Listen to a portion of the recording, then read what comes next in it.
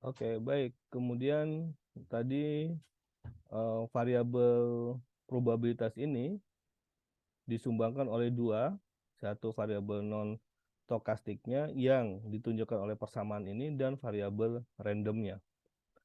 Ya, sementara komponen variabel random. Nah, kalau kemudian kita lihat, yaitu kita juga punya kasus terdiri dari atas dua angka. Ya.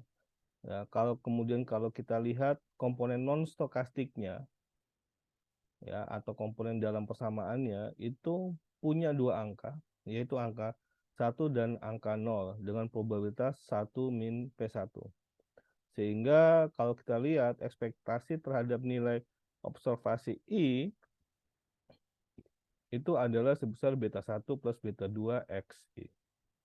Nah, model tersebut ditunjukkan sebagai berikut. Jadi model G-nya ini adalah mewakili PI tadi. Nah, kalau kemudian kita lihat fungsi non stokastiknya, yaitu fungsi tanpa errornya, kita akan punya variabel seperti ini antara regresi Y dan X-nya.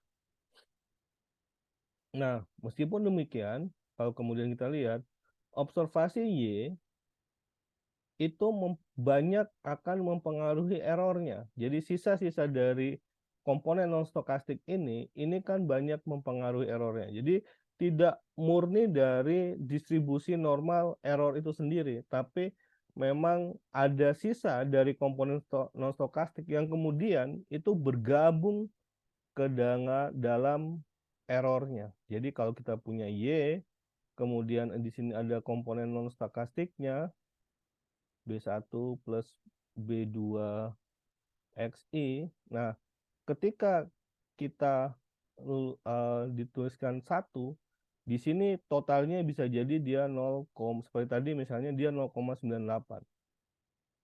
Ya, 0,98 kalau totalnya tadi.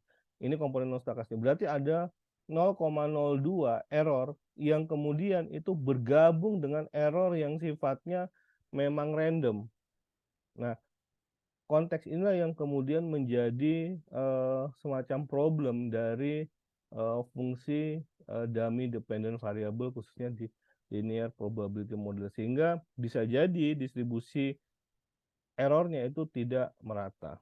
Nah, varian dari distribusi error ya itu ditunjukkan oleh persamaan seperti ini, menunjukkan kondisi ini menyebabkan varian ada perbedaan varian menyebabkan terjadinya heteroskiedasitas. Otomatis jika kecenderungannya jawabannya itu 1 atau iya, maka dia punya varian yang lebih tinggi dibandingkan dengan jawaban yang 0. Artinya setiap pertambahan XI atau bahkan kenaikan XI itu mempengaruhi juga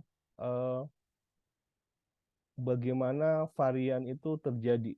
Jadi kalau teman-teman lihat 1 minus BXI, ya, kalau kemudian XI-nya bertambah 1, dia akan tambah 0,10 dan seterusnya, dia akan mempengaruhi atau mempengaruhi jumlah pengurangan dengan 1 ini. Ya, kalau ini komponen non stokastiknya relatif tetap, tapi variasi ini menyebabkan perubahan variabel XI itu mempengaruhi jumlah pengurangan dari dengan angka 1. Nah, kondisi ini yang kemudian menyebabkan ke situasi heteroskedastisitas. Nah, penggunaan model ini menggunakan variasi dari intercept dan koefisien X memungkinkan perhitungan probabilitas lebih dari 1 atau bahkan kurang dari 1.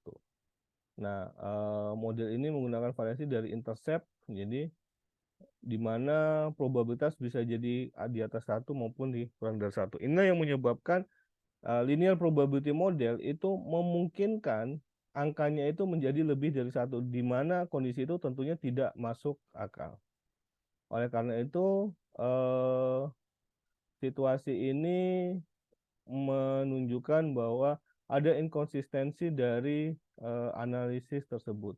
Nah, oleh karena itu kita perlu melakukan membuat distribusi lain yang kemudian kita membangun distribusi lain yang disebut dengan S-shape-nya fungsi sigmoid ini, yang kemudian faktor ini yang dijadikan sebagai basis dalam analisis logit. Nah, karakteristik fungsi sigmoid ini kalau teman-teman lihat menuju tidak terhingga mendekati 0 dan P tidak akan mendekati dan seterusnya, sementara P menuju 0 tidak kurang dari 0. Jadi ini sifatnya. Jadi kalau teman-teman lihat menuju tidak terhingga ya, tapi mendekati 1, jadi dia ada di range ini.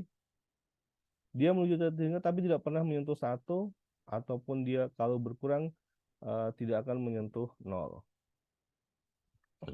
Dari sinilah kemudian kita membangun distribusi itu, distribusi 0 dan 1 berdasarkan persamaan ini. Nah, kalau teman-teman lihat ini adalah fungsi turunan optimalnya untuk memastikan kita menggunakan logit.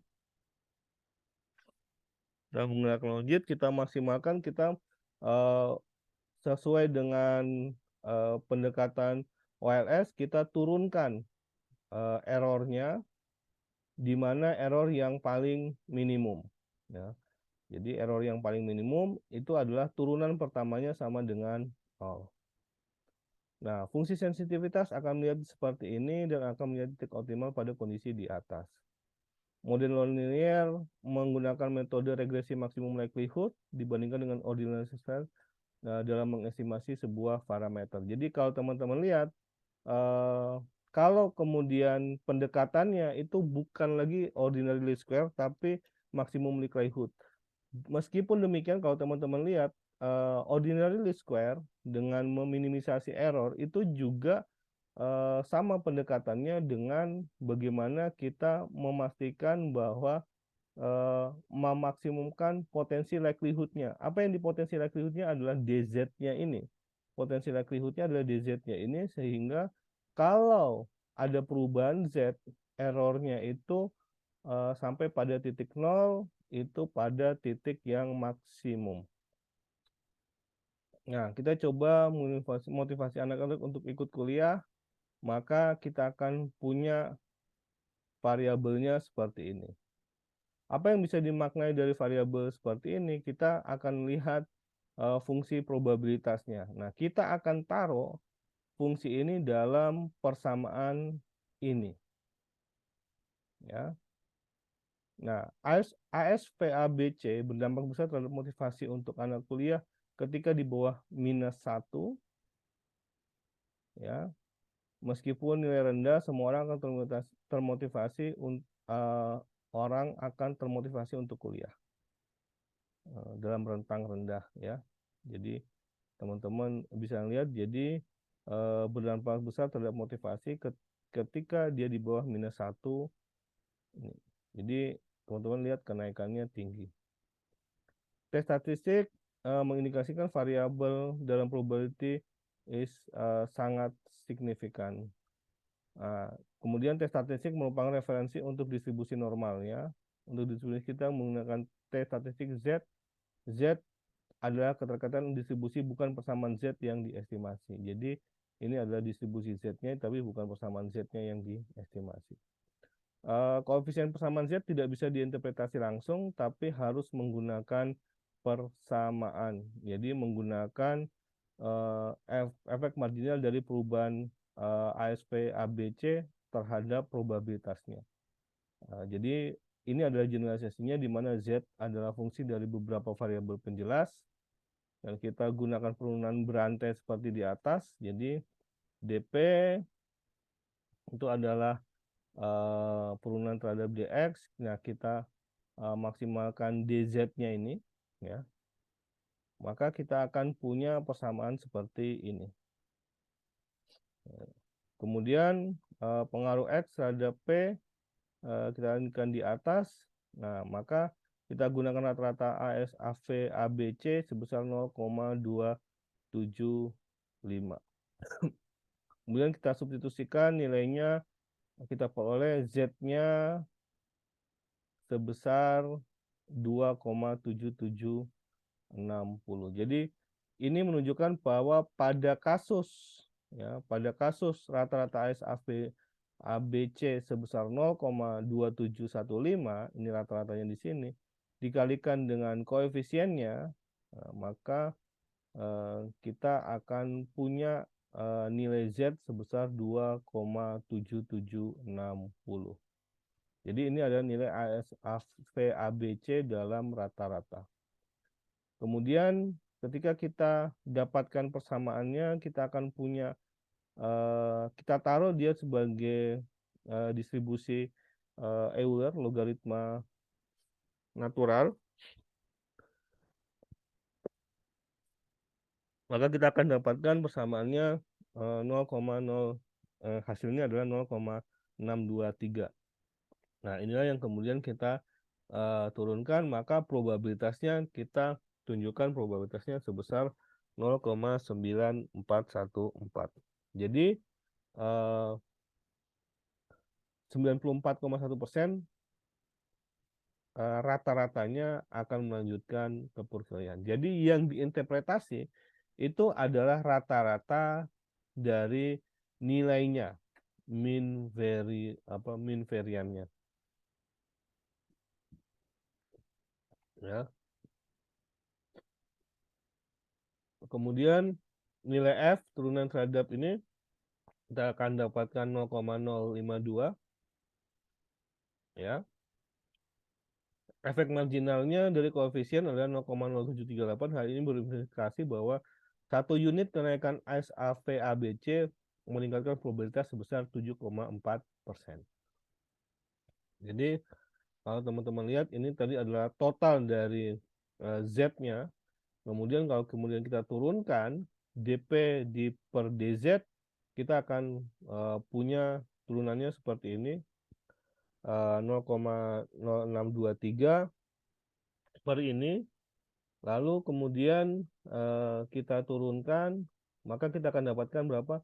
0,0552 dikalikan dengan koefisiennya 1,365, kita akan dapatkan 7%. Jadi 1 unit kenaikan ASV-ABC akan meningkatkan probabilitas orang untuk memutuskan kuliah sebesar 7,4%. Jadi kondisi itu sedikit berbeda dengan linear probability model yang mendapatkan nilainya 10. Dalam contoh ini, lihat efek marginalnya rendah. Jadi teman-teman lihat ASV-ABC ini efek marginalnya rendah, sekitar 0,74. Hal ini berimplikasi nilai ujian rata-rata pun tetap akan mendorong orang untuk melanjutkan ke pendidikan tinggi. Oke, demikian lanjutan diskusi kita tentang dummy dependent variable. Terima kasih.